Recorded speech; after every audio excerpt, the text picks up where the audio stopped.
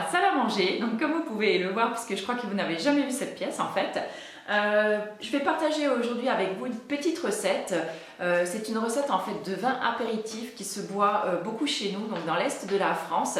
D'ailleurs cette plante, elle est également typique donc de l'est de la France. Et aujourd'hui j'ai envie de vous parler un petit peu de l'aspirule odorante. L'aspirule odorante, donc c'est cette petite fleur blanche en fait qui sent très très bon. Elle a une odeur très caractéristique. Donc si vous habitez donc dans l'est de la France, vous la connaissez sûrement. Donc chez moi, j'ai la chance d'en avoir planté dans le jardin et ça pousse très bien. Donc en milieu mi-ombre, un petit peu humide. Il n'y a rien besoin de faire. Une fois que vous l'avez planté, c'est hyper recouvrant. Je veux dire, ça prolifère vraiment très bien. Donc choisissez bien l'endroit où vous la mettez. Sinon, allez faire un petit tour dans les bois. Vous verrez, les sols en sont recouverts en ce moment. Donc c'est vraiment la pleine floraison en ce moment. Donc l'aspirule odorante, elle est également appelée Waldmeister, donc chez nous ou en Allemagne. On en fait beaucoup de boissons, on peut en faire des tisanes, des sirops, et notamment donc ce vin à l'aspirule dont je vais vous présenter la recette aujourd'hui. Je sais que nous c'est un petit vin qu'on adore boire à l'apéro, donc ça fonctionne aussi bien avec du blanc, du rosé. Pour réaliser ce vin d'aspirule, il vous faudra donc du vin. Donc moi, forcément, j'ai pris du vin de Moselle, puisque donc c'est mon département et l'aspirule, donc comme je vous le disais tout à l'heure, ça se trouve principalement donc en région Lorraine. Donc un petit vin de chez nous. Donc je vais prendre un petit cul de poule dans lequel je vais mettre en fait le vin. Je vais rajouter donc un petit peu d'aspirule que j'ai déjà donc passé sous l'eau et je vais rajouter un petit peu de sucre et je vais laisser macérer tout ça donc pendant plusieurs jours. Donc c'est parti, on va tout ouvrir donc la bouteille de pinard.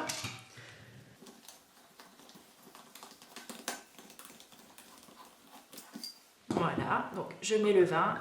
Donc ça fonctionne très bien avec du vin blanc, avec du vin rouge. Là j'ai pris un gris de Toul, donc c'est un sort de petit rosé que je trouve que c'est très sympa pour les apéros de l'été.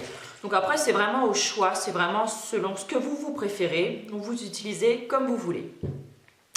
Donc là-dedans on va rajouter 50 g de sucre.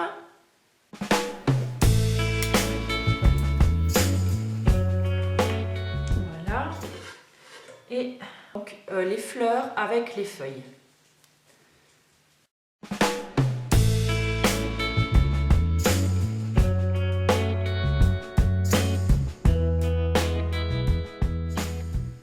Voilà, donc j'ai rajouté mes fleurs et mes feuilles dedans. Donc on va dire à peu près 5 à 7 branches. Voilà, comme vous pouvez le voir là. Oups. Donc vous pouvez tout mettre avec, il n'y a pas de souci. Donc je vais laisser macérer ça à couvert pendant au moins 3 jours.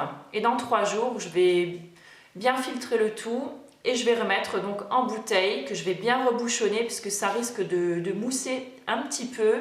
Et après, donc vous le gardez bien au frais, vous pouvez le consommer donc à l'apéritif et toujours avec modération. Voilà. Ça fait maintenant 3 jours que l'aspirule a macéré donc avec le vin et le sucre. On va tout de suite filtrer ensemble et puis on va remettre en bouteille et puis vous verrez un petit peu le résultat. Voilà, on se retrouve tout de suite. Voilà, donc j'ai récupéré donc le vin. Donc aujourd'hui vous aurez besoin donc de votre bouteille vide, du bouchon, d'un entonnoir, cherchez le nom, une passoire et puis un autre grand récipient qui pourra contenir en fait votre vin. Donc on va ouvrir. Donc je l'avais filmé avant de le mettre au frais. Donc là, je ne sais pas si vous allez voir trop grand chose, voilà, donc les petites feuilles qui baignent dans le vin. Donc là, je vais filtrer là-dedans. Donc le sucre, bien sûr, c'est dissous. Donc voilà ce qu'il nous reste. Et on va reverser donc dans la bouteille, en essayant de ne pas en mettre partout parce que je suis un petit peu mise catastrophe là-dessus.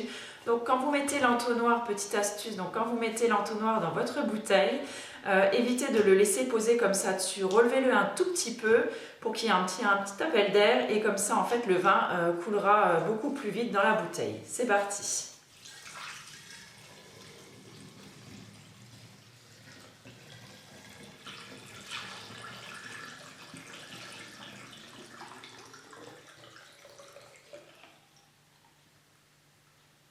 Et voilà, notre vin d'aspirule est prêt. Vous voyez, je ne sais pas si vous voyez, mais ça pétille très légèrement. Ça sent super bon, enfin moi je sais que j'adore.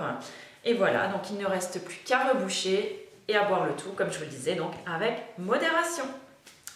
Voilà, cette recette est terminée. J'espère qu'elle vous aura plu, que vous aurez peut-être envie de l'essayer. Peut-être qu'elle vous aura fait découvrir ce qu'est l'aspirine odorante, puisque c'est pareil, moi je ne connaissais pas jusqu'à il y a quelques années.